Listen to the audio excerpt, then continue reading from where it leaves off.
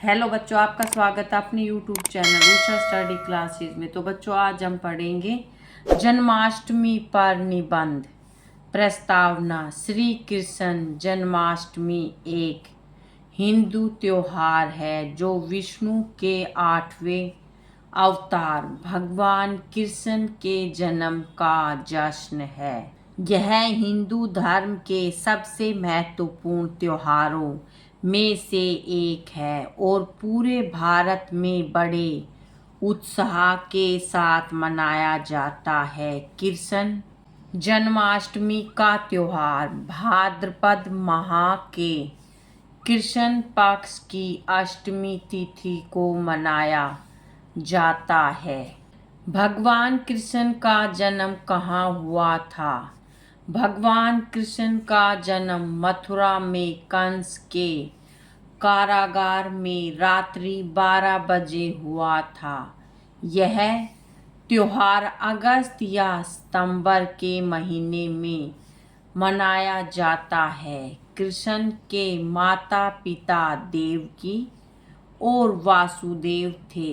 जब देवकी और वासुदेव का विवाह हुआ तब उनकी विदाई के समय भविष्यवाणी हुई कि देवकी की 8वीं संतान कंस के वध की वजह बनेगी। इसीलिए कंस ने आक्रोश में आकर देवकी और वासुदेव को बंदी बना लिया था।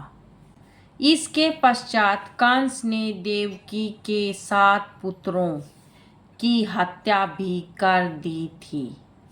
जब 8वीं संतान हुई तब स्वयं ही सभी पहरेदार सो गए। उसके पश्चात वासुदेव भगवान विष्णु की आज्ञा से अपने 8वें पुत्र को यशोदा और नंद के यहाँ छोड़ आए थे। इसीलिए यशोदा और नंद बाबा भी भगवान कृष्ण के माता पिता कहलाते हैं।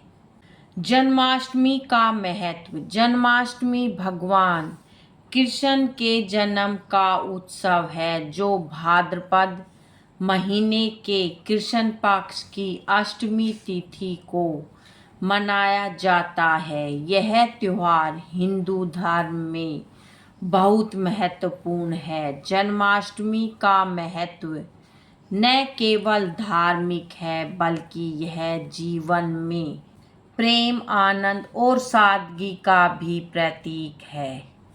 भगवान कृष्ण का जन्म। जन्माष्टमी भगवान कृष्ण के जन्म का उत्सव है जिन्हें विष्णु का 8वां अवतार माना जाता है। अष्टमी तिथि का महत्व। जन्माष्टमी भाद्रपद मास के कृष्ण पक्ष की अष्टमी तिथि को मनाई जाती है। यह तिथि भौतिक और आध्यात्मिक जगत के बीच संतुलन का प्रतीक है। प्रेम, आनंद और सादगी। भगवान कृष्ण को प्रेम, आनंद और सादगी का प्रतीक माना जाता है। जन्माष्टमी का त्योहार इन गुणों को जीवन में अपनाने का संदेश देता है। अधर्म पर धर्म की विजय। जन्माष्टमी का त्योहार कंस जैसे अत्याचारी शासक पर भगवान कृष्ण की विजय का भी प्रतीक है। आध्यात्मिक जागृति। जन्माष्टमी का त्योहार लोगों को आध्यात्मिक जागृति की ओर ले जाता है और उन्हें अपने भीतर के ईश्वर को जानने में मदद करता है। दही हांडी। जन्माष्टमी के दिन दही हांडी फोड़ने की परंपरा भी है जो भगवान कृष्ण के बचपन की शरारतों को दर्शाती है। भगवान कृष्ण की कुछ प्रमुख जीवन लीलाएं। श्री कृष्ण के बचपन को देखते हुए यह अनुमान लगाया जा सकता है कि उनका जिस उद्देश्य से धरती पर जन्म हुआ था वह उन्हीं उद्देश्यों को पूरा करने के लिए अवतरित हुए थे, क्योंकि उन्होंने एक के बाद एक राक्षसों का वध किया, जैसे पूतना, बकासुर, अघासुर, कालिया नाग इत्यादि। उन्होंने अपने शक्तिशाली होने का प्रदर्शन कभी नहीं किया। वह सामान्य लोगों की तरह ही जीवन व्यतीत करते थे और उनका व्यवहार भी ऐसा ही था जैसे मटकी तोड़ना, माखन चोरी करना, ग्वालों के साथ खेल खेलना इत्यादि तरीके से उन्होंने अपना जीवन व्यतीत किया।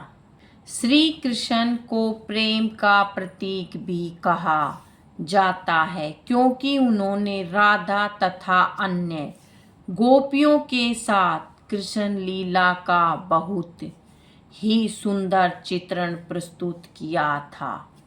इसके पश्चात जब भगवान कृष्ण मथुरा पहुँचे तब उन्होंने वहाँ कंस का वध किया तथा प्रजा को कंस के अत्याचारों से मुक्ति दिलवाई। वह द्वारकाधीश जाकर द्वारका में रहे तथा महाभारत में अर्जुन के सारथी बने और गीता उपदेश का महत्व बताकर अर्जुन को युद्ध में विजय दिलाई। दही हांडी प्रतियोगिता। जन्माष्टमी के दिन देश में अनेक जगह दही हांडी प्रतियोगिता का आयोजन किया जाता है। दही हांडी प्रतियोगिता में सभी जगह बाल गोविंदा भाग लेते हैं। छाछ, दही आदि से भरी एक मटकी रस्सी की सहायता से आसमान में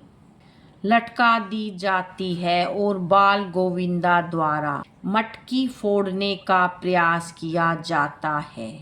दही हांडी प्रतियोगिता में विजेता टीम को उचित इनाम दिए जाते हैं। जो विजेता टीम मटकी फोड़ने में सफल हो जाती है वह इनाम का हकदार होती है।